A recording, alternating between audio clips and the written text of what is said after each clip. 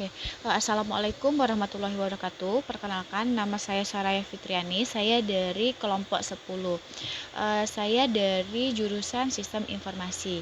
Di sini saya akan mempresentasikan hasil dari jurnal penelitian kelompok kami yang berjudul Analisis Prevensi Pembayaran Digital Mahasiswa.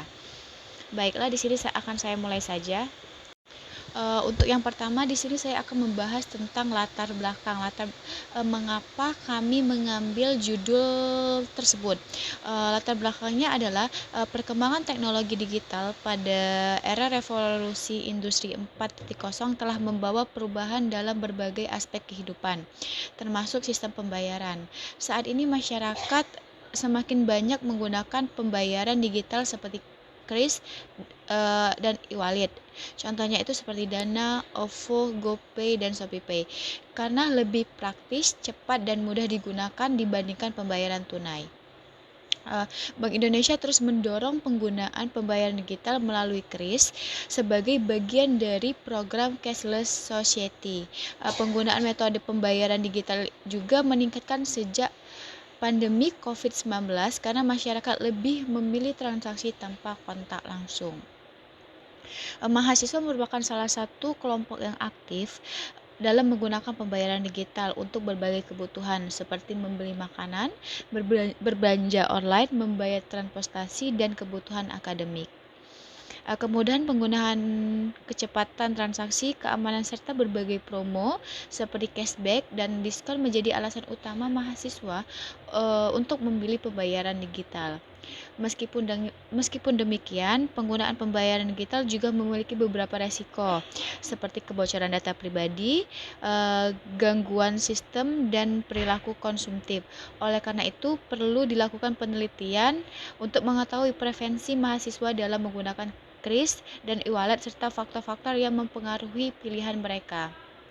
Berdasarkan hal tersebut, penelitian ini dilakukan dengan judul Analisis Preferensi Pembayaran Digital Mahasiswa dalam menggunakan kris dan e-wallet. Adapun rumusan masalahnya, yang pertama, bagaimana preferensi mahasiswa terhadap penggunaan pembayaran digital. Lalu yang kedua itu faktor-faktor apa saja yang mempengaruhi preferensi mahasiswa dalam menggunakan kris dan e-wallet.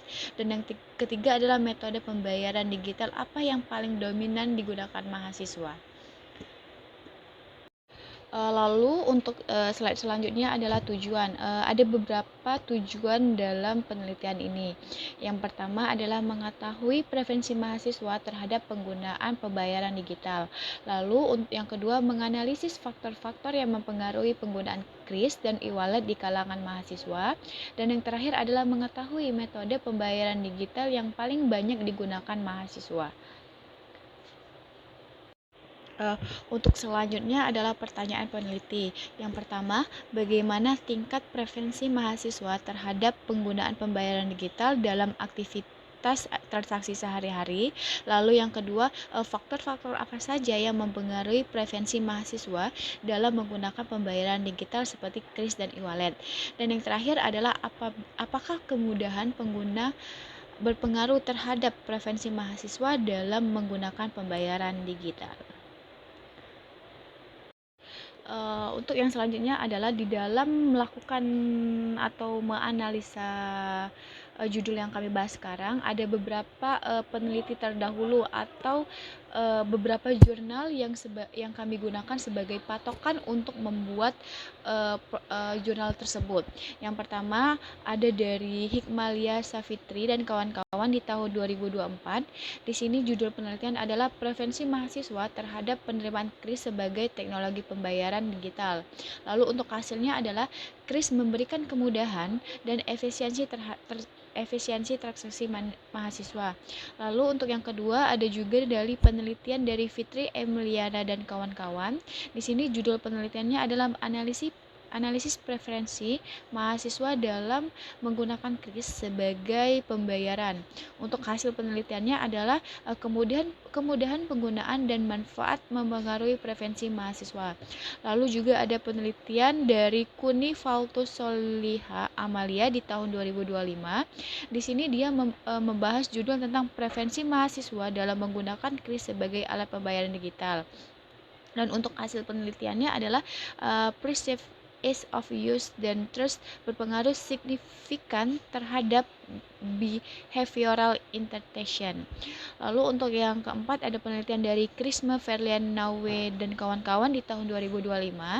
Di sini mereka membahas analisis preferensi mahasiswa dalam menggunakan kris sebagai alat transaksi pembayaran. Untuk hasil penelitiannya adalah ekspektasi usaha berpengaruh signifikan terhadap minat pengguna kris. Dan untuk yang terakhir, penelitian terakhir adalah tentang ekspektasi usaha berpengaruh signifikan terhadap minat pengguna kris. Oke. Lalu untuk yang selanjutnya adalah di sini kami akan membahas tentang tinjauan pustaka.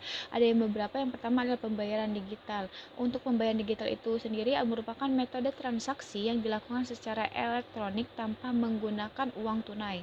Sistem pembayaran digital ini berkembang pesat seiring dengan kemajuan teknologi dan internet. Pembayaran digital ini memungkinkan masyarakat melakukan transaksi secara cepat, praktis, dan efisien menggunakan smartphone maupun aplikasi keuangan digital. Menurut penelitian oleh jptam.org, pembayaran digital itu melalui kris memberikan kemudahan dan efisiensi bagi mahasiswa untuk melakukan transaksi sehari-hari. Lalu yang kedua itu kris atau bisa juga artinya ada Quick Response Code Indonesia Standard.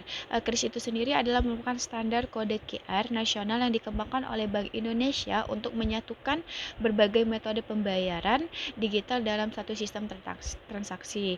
Kris memungkinkan pengguna melakukan pembayaran dari berbagai aplikasi e-wallet maupun mobile banking hanya dengan satu kode QR.